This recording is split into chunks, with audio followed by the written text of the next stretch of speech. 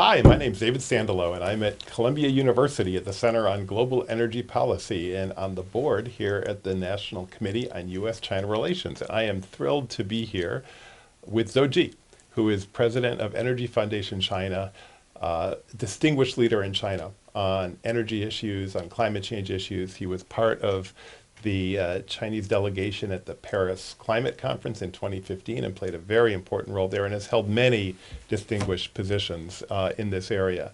Zoji, welcome to New York. Oh, thank you. Thank you, David. And could you just give us an update about what's happening on climate change and energy issues in China? What's most important right now? As you know, within China, we have worked for climate and energy transition with non-stop pace. And in the past years, Chinese government just launched the 1+N policy that provide for a policy framework for climate issues. I mean, with one overarching framework to show the goal, the targets, and the guiding principles, and also the key area, prioritized area. And together with that overarching framework, we call it N policy. That means sector by sector, themes by themes, changing from energy, manufacture, transport, industry, building, etc., etc., and also education. I mean, to support the transition to carbon neutrality over several decades. That's something from policy perspective. But if you look at the real performance of the real economy, especially for energy, I think it has been very exciting, especially if you look at the development of renewable. I mean, solar and wind. Mm. So in the past years, at least in the past 3 years, each year we increase the capacity of renewable. I mean, solar and wind with over 120 gigawatts Mm. each year. And that's and if we maintain that pace, and even we enlarge that pace, it will be more and more promising for China to reach much higher capacity compared to its NDC targets. So my dream is to make that doubled compared to our NDC targets. In fact, 2 or 3 years ago, I couldn't imagine that. But after the real progress in market, in technology, in the cost of renewable generation, and also in energy storage, in grid development, connectivity, in long distance, super high voltage, directed current grid, I think now we should adjust our imagination. And besides, I would also mention about energy efficiency. So you might recall over 10 or 15 years ago, we had a high tide for efficiency improvement at that time. But now I think China is stepping into another new era for efficiency improvement, which are very, very important for energy neutrality, for carbon neutrality. Mm. But this time, the real driver and it would be digitalization of the economy, especially for industry, for manufacture. So when full digitalization in those sectors such as industrial, chemical, cement, etc., we can reach, let me say, 10 to 40% of improvement of energy efficiency. Normally, these will fade down or fade out coal use in those manufacturing sectors and will contribute significantly to carbon reduction. So those are something I have observed in my country. There's so much to talk about. One particular topic I was wondering about as you were speaking is offshore wind in China, because so much of the Chinese population lives right along the coast. Do you think there's potential for the growth of offshore wind in China? How's that going? Very, very huge potential, I would say. So let me tell you a very direct story that I experienced in the past 2 or 3 years.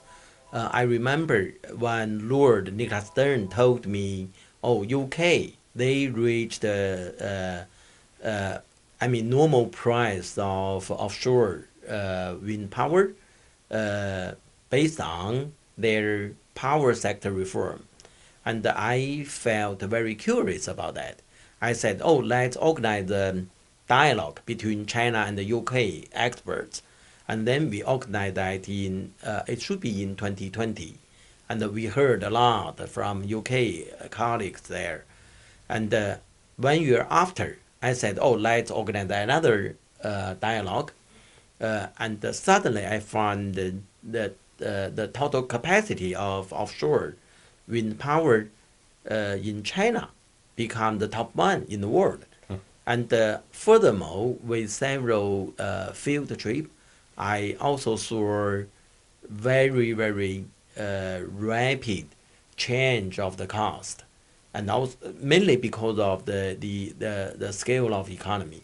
I mean, the size become higher and higher, especially invited by several leading provinces like we have a top one, top two of GDP provinces like Guangdong province, Jiangsu province, and Shandong province, together with Zhejiang and Fujian and all those relatively richer provinces.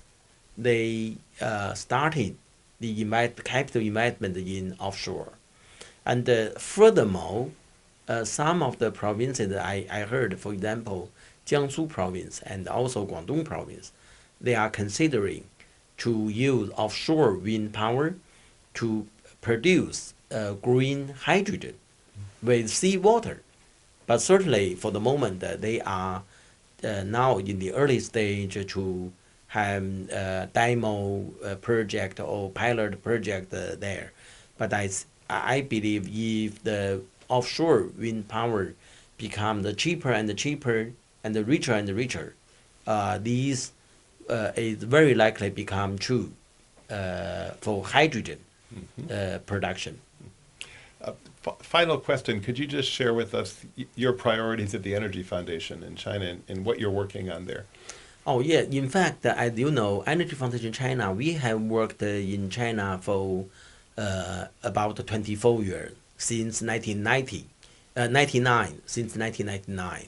So we are very proud, to work in China with several milestones in the history. One, renewable. So in fact, we support the launch of a renewable law in 2025 directly. And the second is energy efficiency, as I mentioned just now, about let me say 14 to 15 years ago, we supported. Just within 1 or 2 years, 100 to develop 100 energy efficiency standard for China to support China's policy to improve energy efficiency. The third milestone is electric vehicle. So I would say we supported a project with Tsinghua University, and this might be one of the earliest project. To incubate the idea of electric vehicle in China. And today, electric vehicle becomes a very, very important driver for not only energy security, climate change, air quality, but also the economy itself. And the latest milestone in long-term strategy, we worked in 2018 and 19, so that's to come up with the proposal for China to reach carbon neutrality by mid of the century. And after that, we saw very happily. President Xi Jinping launched China's carbon neutrality target by 2060. And now we concentrate more on implementation of all the targets, all the policies, especially focusing on several prioritized areas. Number one, technological roadmap to achieve the carbon peaking and the neutrality targets. To look at what's the optimized technology sector by sector, and then put them together to see what's the potential, what the speed or the pace of the process of the transition. Number two, electrification. We believe it will be a key for China, to make deep decarbonization in power sector with higher and higher non-fossil fuel for power generation, together with electrification in industry, in transport, in building. So we are working on electrification that. And the third area is to consider to reshape the landscape and the portfolio of the future real estate development. And today, real estate is a carbon intensive sector, but we want to make that become a new energy sector. That means that we install solar, wind, real estate, especially for those real estates around the big cities and in rural area, serving for several hundred million population there, to deliver clean and zero emission energy to the farmers, to the low income group of population, to improve their living standards, but in the meanwhile, to change our energy structure, and furthermore, to make those distributed renewable becomes a contribution to the staple of the grid rather than disturbance of the grid. The technology has been there, but our work is to make a pilot, to develop a policy to support that. Finally, international cooperation.